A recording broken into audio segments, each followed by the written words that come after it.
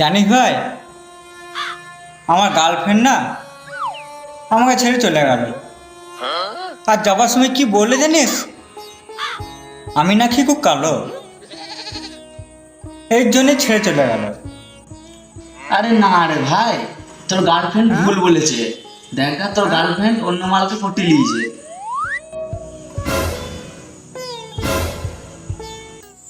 ভাই, আমি এইদিকে আছি। তো কালো বুঝতে পারি না কোন দিকে বসে আছে। ভাই কিছু বলছিলিস? না না না, তোর গার্লফ্রেন্ড ভুল বলেছে, তুই কালো লস।